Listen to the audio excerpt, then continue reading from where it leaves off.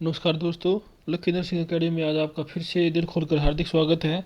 आज हम आपके लिए क्लास नंबर 18 लेकर आए हैं, जो कि हमारे आने वाले exam RRB, ESIC, AIIMS, PGI के लिए बहुत ही इम्पोर्टेंट होगी दोस्तों। इसमें आपको 10 क्वेश्चन जो कि आपके आने वाले एग्ज़ाम में बहुत ही इम्पोर्टेंट साबित होंगे। तो चलिए बगैर देरी की क्वेश्चन नंबर 1 की शुरुआत करते हैं। क्वेश्चन नंबर 1 आपके सामने।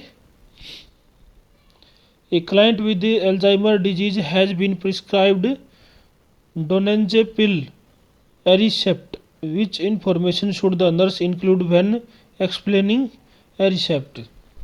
दोस्तों यहाँ पर क्वेश्चन ने क्या पूछा है? क्वेश्चन ने पूछा है कि एक पेशेंट है जो कि एल्जाइमर डिजीज का है और उसे डॉक्टर साहब ने डोनेपेजिल एरिसेप्ट नाम, जो जिसका मार्केट नेम है एरिसेप्ट है, नाम की जो ड्रग है वो उनको दी है। तो डॉक्टर साहब ने एग्जामिनर ने पूछा है कि एरिसेप्ट नाम की दवाई जो होती है दोस्तों, उसके बारे में हमें एक्सप्लेन करना है दोस्तों। यानी दोस्तों एग्जामिनर ने पूछा है कि एक पेशेंट है जो अल्जाइमर डिजीज का है और वो डोनेपेजिल नाम की जो ड्रग है वो ले रहा है। तो हमें बताना है कि जो एरिसेप्ट यानी कि डोनेपेजिल जो मेडिसिन है उसके बारे में हमें एक्सप्लेन करना है कि उसके बारे में वो हमें कैसे देनी होती है, क्या यूज़ होता है, किस तरीके से होता है। तो राइट आंसर तो आपको दिख ही रहा होगा दोस्तों, option number B, the medicine can cause dizziness so rise slowly. यानी उस दवाई को हमें बिल्कुल स्लो देना होता है दोस्तों। और इसका तो अल्जाइमर डिजीज़ का तो आपको पता ही होगा दोस्तों। अल्जाइमर डिजीज़ डेमेंशिया का डिसऑर्डर है दोस्तों, डेमेंशिया का डिसऑर्डर है दोस्तों। और इस दवाई को दोस्तों स्लो देना होता है बिल्कुल। Option number B is the right answer. Next question, question number 2। Most common type of mucormycosis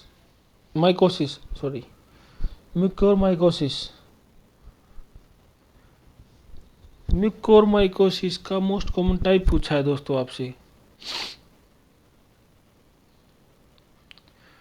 अगर हम ऑप्शन नंबर ए की बात करते हैं दोस्तों, पुल्मोनरी म्यूकोरमाइकोसिस, उसका मतलब होता है दोस्तों ये लंग्स में फैल जाता है दोस्तों।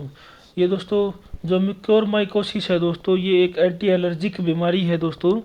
और अगर हम पुल्मोनरी की बात करते हैं दोस्तों, तो ये इसको बोलते हैं हम, ये लंग्स में फैल जाता है। और अगर हम डिसमेंटेड म्यूकोरमाइकोसिस की बात करेंगे दोस्तों, तो इसका मतलब होता है दोस्तों सराउंडिंग अदर बॉडी में फैल जाना। और अगर ऑप्शन नंबर डी की बात करेंगे दोस्तों, क्यूटनेस म्यूकोरमाइकोसिस, तो ये दोस्तों स्किन की कंडीशन आती है दोस्तों यहाँ पर। और अगर हम राइट आंसर की बात करेंगे तो वो होगा option number C, rhino cerebral mucormycosis, यानी नाक और दिमाग वाले हिस्से पर फैल जाना। और एग्जामिनर पूछ ले कि सबसे डेंजरस म्यूकोरमाइकोसिस कौन सा होता है, तो वो यही होता है दोस्तों। Option number C is the right answer. Next question, question number 3। CSSD की फुल फॉर्म पूछी दोस्तों यहाँ पर। CSSD की फुल फॉर्म है दोस्तों option number C, central steroid supply department. और ये आया कब था CSSD दोस्तों? ये आया था 1992 में आया था दोस्तों, यानी 1992 में आपको ये देखने को मिला था। और सेंट्रल स्टेरॉइड सप्लाई डिपार्टमेंट इसकी फुल फॉर्म आपको देखने को मिलेगी दोस्तों। तो चलिए next question, question number 4। When performing an assessment on a neonate, which assessment finding is most suggestive of hypothermia? दोस्तों यहाँ पर एग्जामिनर ने पूछा है कि एक नियोनेट बेबी है और वो हाइपोथेरेमिया में चला गया है। तो हाइपोथेरेमिया में जाने के बाद उस बच्चे में यानी 19 नियोनेट में आपको क्या सिम्टम देखने को मिलेंगे दोस्तों? असेसमेंट यानी कि किस कारण से वो हाइपोथेरेमिया में गया है। मेटाबॉलिक एल्कोसिलोसिस, मतलब अगर पेशेंट हाइपोथेरेमिया में है, हम कैसे पता कर सकते हैं दिए गए ऑप्शन में कि पेशेंट हाइपोथेरेमिया में है? मेटाबॉलिक एल्कोलिसिस से, या फिर ब्रेडिकार्डिया से, या फिर हाइपरग्लाइसीमिया से, या फिर स्वेटिंग से। तो दोस्तों जब भी बच्चा हाइपोथेरेमिया में जाता है दोस्तों, तो हाइपोथेरेमिया में जाने के बाद दोस्तों कभी भी स्वेटिंग नहीं होती है, हाइपरग्लाइसीमिया नहीं होता है और मेटाबॉलिक एल्कोलोसिस नहीं होता है दोस्तों। क्योंकि जब हाइपोथेरेमिया में बच्चा जाएगा दोस्तों तो बॉडी ठंडी होगी बिल्कुल, यानी शरीर ठंडा दिखाई देगा, और शरीर ठंडा दिखाई देगा तो दोस्तों उस टाइम पर ब्रेडिकार्डिया पेशेंट में आपको देखने को मिलेगा। Option number B is the right answer. Next question, question number 5, all of the following are structural protein of corona virus except. यहाँ पर क्वेश्चन ने पूछा है कि कोरोना वायरस को बनाने के लिए सारी की सारी प्रोटीन से स्ट्रक्चर मिलेंगी कोरोना वायरस के अंदर, एक को छोड़कर।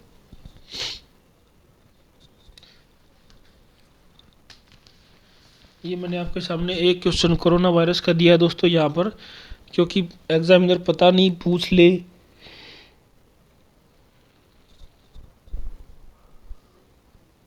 कई बार ये जो बैक क्वेश्चन होते हैं दोस्तों उनको भी रिपीट कर कर पूछ सकता है एग्जामिनर।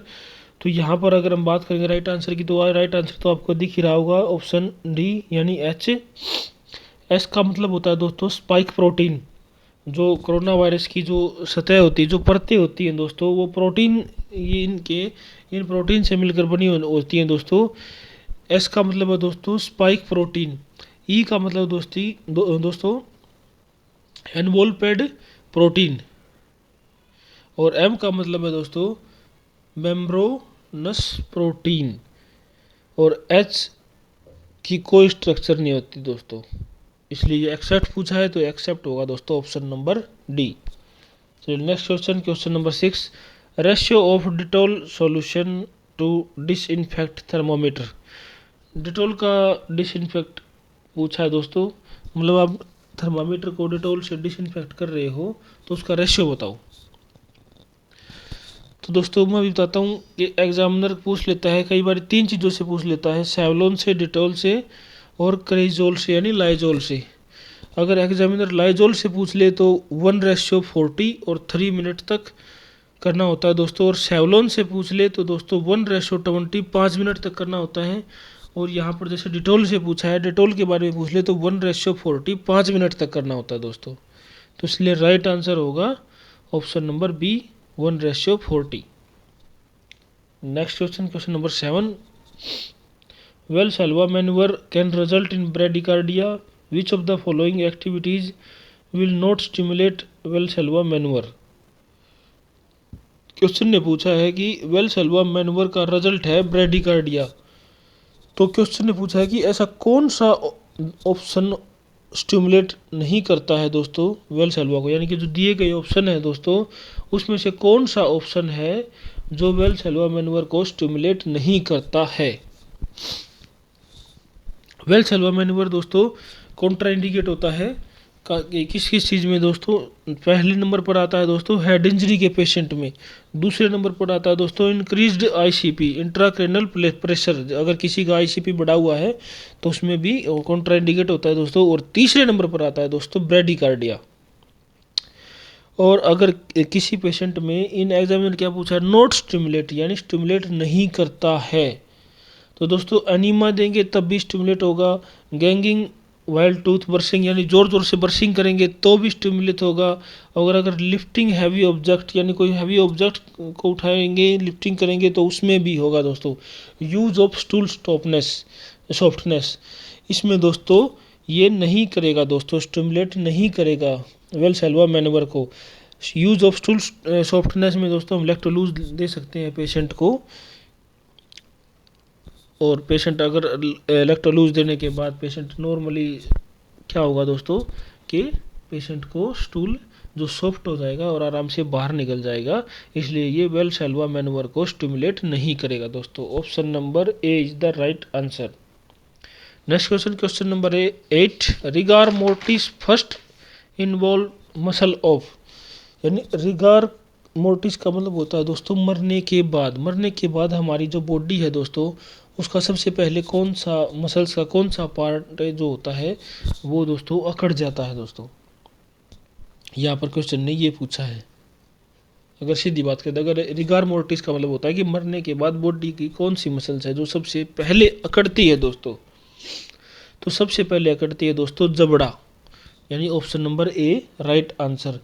और ये 3 तरीके से एग्जामिनर आपको पूछ सकता है दोस्तों। एक तो है आपके सामने पूछा कि रिगार मोर्टिस, इसमें दोस्तों आपको स्टिफनेस देखने को मिलती है। और अगर दोस्तों पूछ लिया एग्जामिनर कि एल्गोर मोर्टिस, तो इसमें आपको दोस्तों टेम्परेचर डाउन देखने को मिलेगा।